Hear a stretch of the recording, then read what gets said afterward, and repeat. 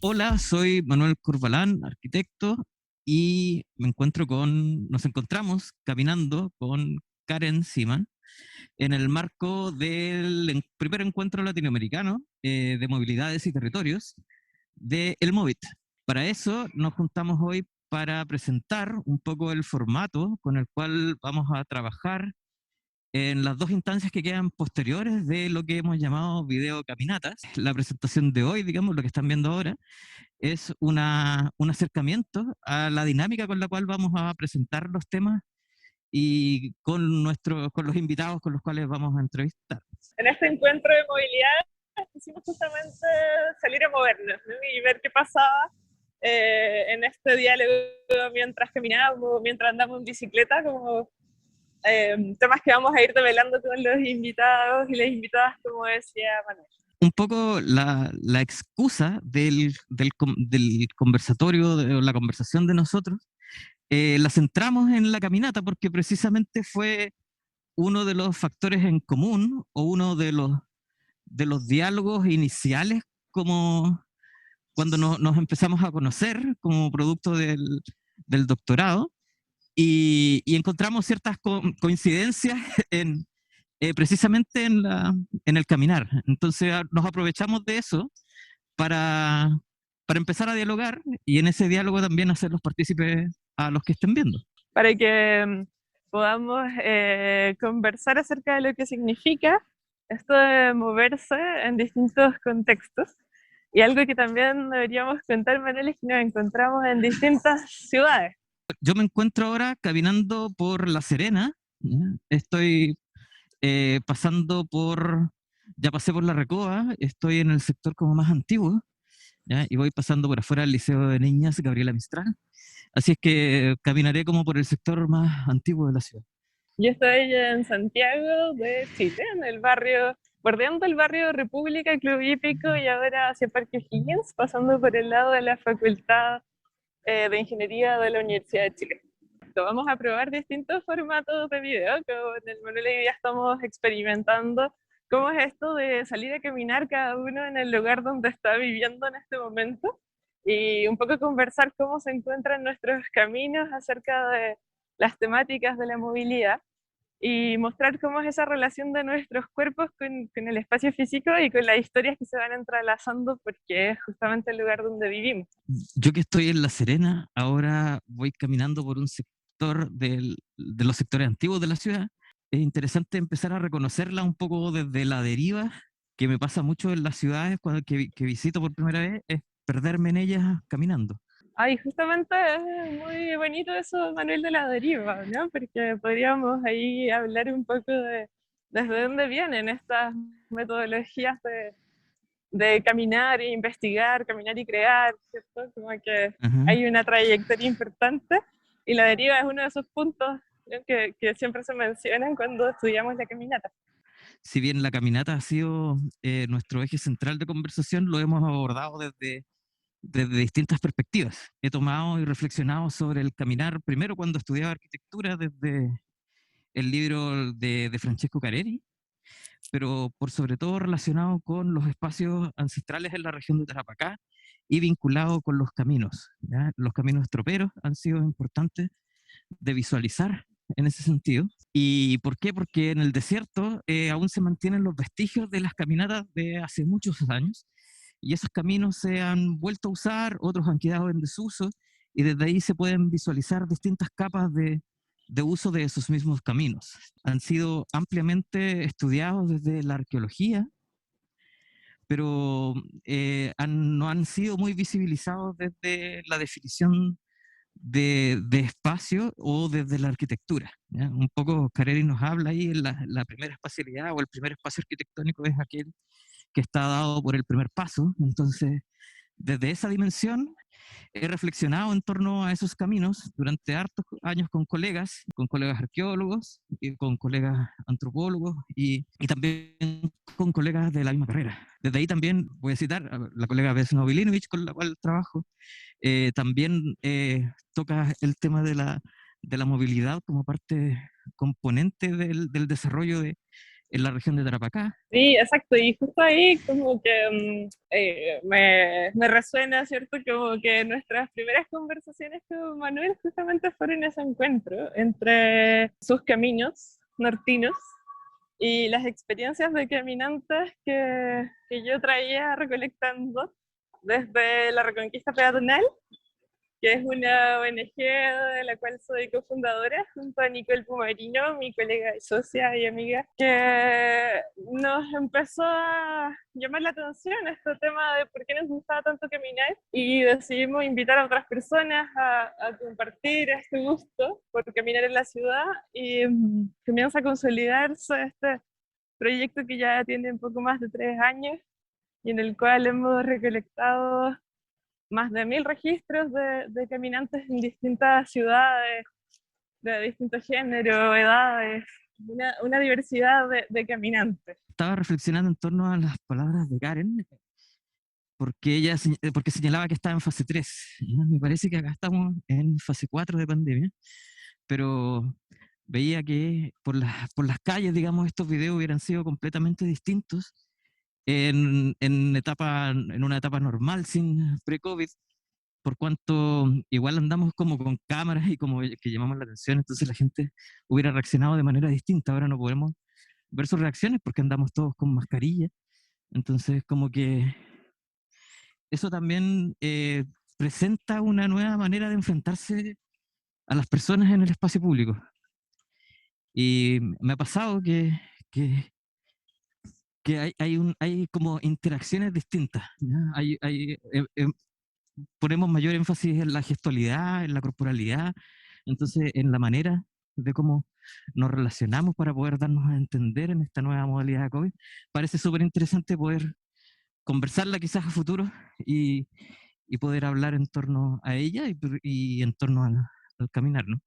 Sí, súper interesante lo que señala Manuel, porque existen como nuevos códigos, ¿no? Cuando nos relacionamos con el otro, con las otras personas en el espacio público. O sea, hay una distancia que ahora como un nuevo aprendizaje de cuál es la adecuada.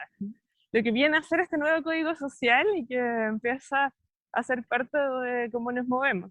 Yo creo que como finalizando este video de introducción a la modalidad, yo tenía pensado preguntarle a Karen sobre alguna caminata como memorable o que recuerde con especial atención y que venga un poco a dar luces de cómo la caminata influyó en nuestras maneras de abordar nuestra disciplina, ¿no?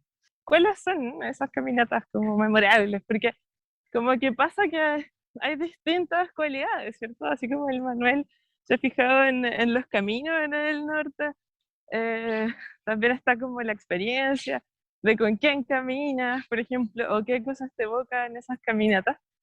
Y voy a contar una que creo que gatilló un poco sin darme cuenta, el que ahora reflexiona cómo nuestros entornos y lo que llevamos también nosotros en nuestras memorias personales nos influyen en la manera en que vamos analizando, ¿cierto?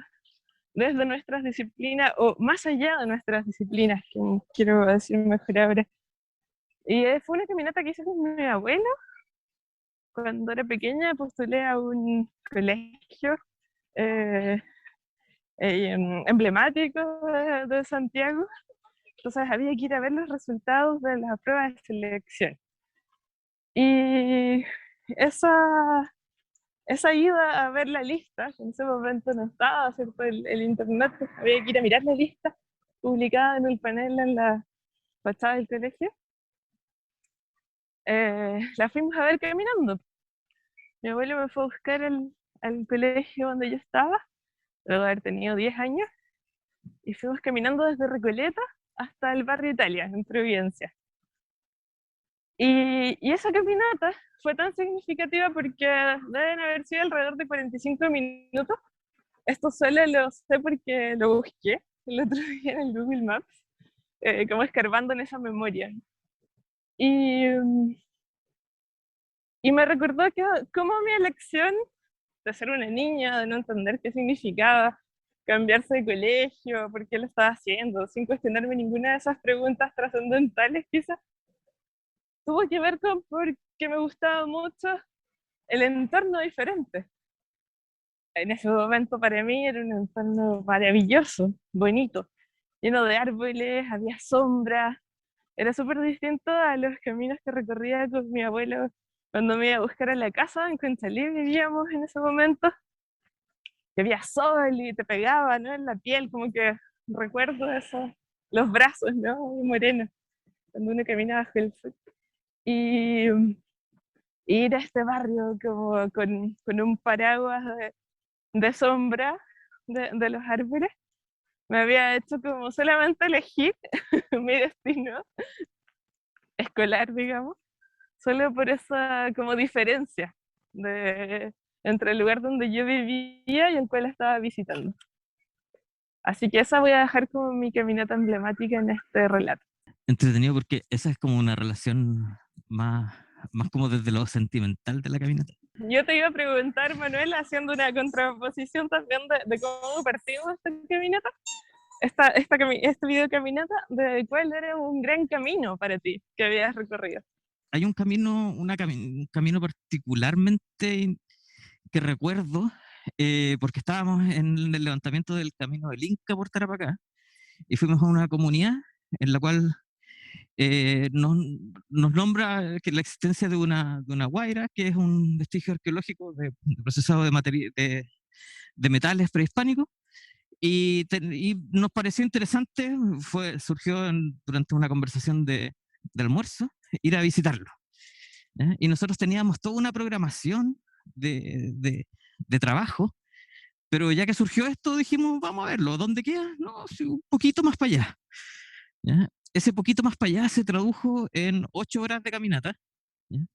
De 4 de ida, 4 de vuelta, pero en la cual, más importante que el camino mismo que estábamos nosotros preparados para poder levantar y para poder experienciar y para poder visitar, ¿ya? Fue el momento del caminar, eh, una dinámica de entendimiento con el otro.